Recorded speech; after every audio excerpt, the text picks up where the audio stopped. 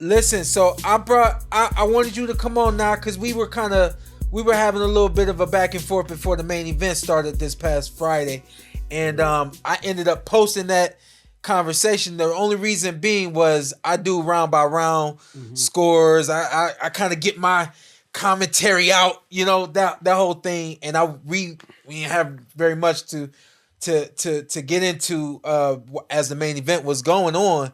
And so I was like, you know what? Let me get Naeem to come on. Let me get his perspective on not only the main event, not Ngannou and Joshua this past weekend, but a couple of fights moving forward as well. We kind of been communicating a little bit more this weekend too. So let me get your thoughts on Joseph Parker in the fight with Big Bang, but even moving forward for Parker. Man, Parker looked great. He got sat down twice, and you can see he was hurt, but he got back up and he figured it out. The funny thing is, after Parker fought Joshua, Big Bang was talking shit like, I mean, not Joshua, before Wilder. Yeah. He was like, man, I wasn't impressed with either one of them. I didn't see nothing. And then he went in there and he got a boxing lesson. And then he had the nerve to react like he should have won. He had two knockdowns now. That's it. What else did he do? Yeah, he got washed every other round. He boxed circles around him, man. Parker looked good. Yeah. He looked good. And he could just how old is he? Is he in late 30s? Yeah, somewhere around there. I know Big Bang is 40, and I kind of wanted to bring that up as well. We always say that the heavyweights they age later than any other weight class. 32. And Joseph Parker is 32. In his prime. But it's just I felt like we saw age on Friday night on the side of Big Bang.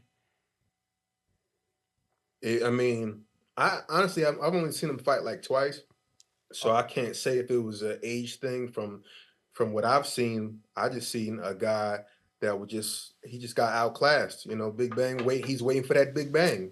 And sometimes people don't get up from it, but Parker he stood in there like a champ, and that's 2 big wins for him. Yeah. So he need to be like second or third in the division right now. Yeah. Zhilei has really good boxing style. He can punch in combination, uses his jab. There wasn't a lot coming from him the other night, and that's why I said, man, I think it's his age. But for someone who has not watched Zhilei, someone who has myself, I thought he was gonna get the job done, and especially after the first knockdown, it was all right, cool. It's only a matter of time before his work rate does increase, and he does what I've known him to do in the past. And just didn't see it on fight night from him. I think he's about done. I really, he's got 2 losses now, I believe. And they're both like lackluster performances. They're not he didn't get washed and lost. Like he just looked very ordinary and lost now twice. And even though he was on a winning streak, a really good winning streak nonetheless, I think he's about done. I think Bang is about done. You think he's going to retire, or you think that he just don't have a future? I think that he doesn't have a future. I think that he's going to be now looked at as the B-side, as the gatekeeper of the heavyweight division. I think he'll beat Joshua. Ooh. See? Really? I think he'll beat Joshua. Damn. Okay. Because you talking about Big Bang, right? Yeah. You talking about Anthony Joshua? Yeah. Okay. All right. Cool. Because Joseph Parker moved around a lot. He was moving. He was, it was a great boxing exhibition. Absolutely. And I think that Anthony Joshua is a little bit more, he doesn't move as much, and he got some power, but we know his chin is suspect. And I think if he fought somebody like him, he would lose. I think Big Bang could beat Joshua. Okay. Even though Joshua, he looked good, but he looked good against somebody he was supposed to look good against. So Zhilei needs somebody in front of him, which makes a lot of sense. And again, to your point, Joseph Parker is not an easy. He's not an easy night. A lot of movement, and I love what Andy Lee is doing with him too. A lot of feints. That's something that It's a lost art in boxing. You don't see a lot of fighters feigning. And basically what that does is that keeps the opposition off balance, off rhythm, off tempo.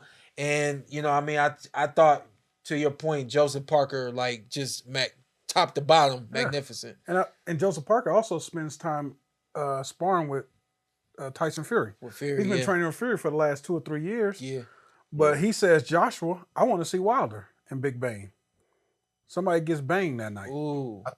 I think Wilder might get knocked out.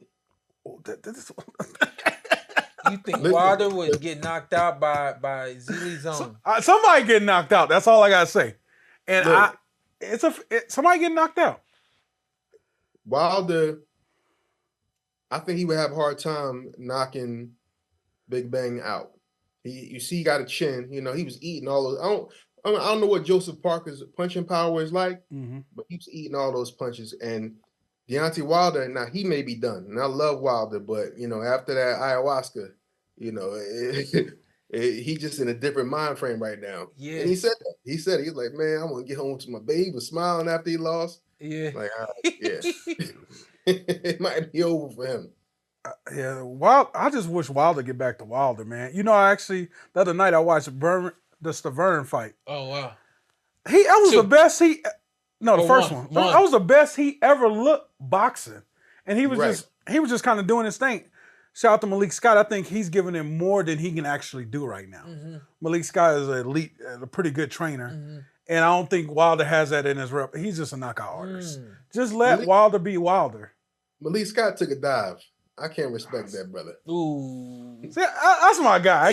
He on record. That's the record. He said he took. He didn't say it. Oh, come on, y'all. You can rewind that tape a lot of times, and it looks very bad. Okay. He did have his hands up like this, but let Wilder hit you like that.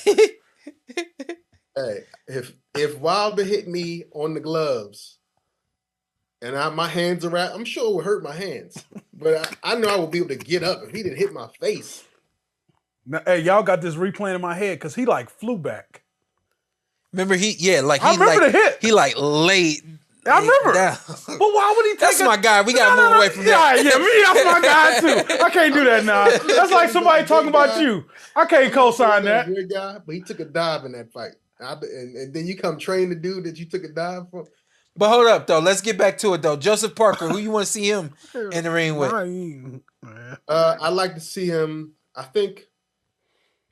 So Fury and Usyk are about to fight, and I think maybe Joshua and Parker should fight, and then the winner fights the winner.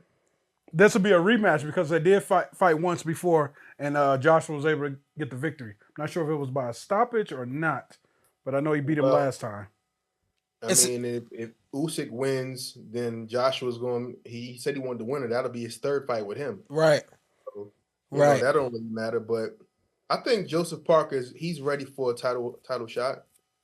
Actually, he probably deserves the winner more than Anthony Joshua does. He's actually the number one contender for the WBO title, which Usyk has.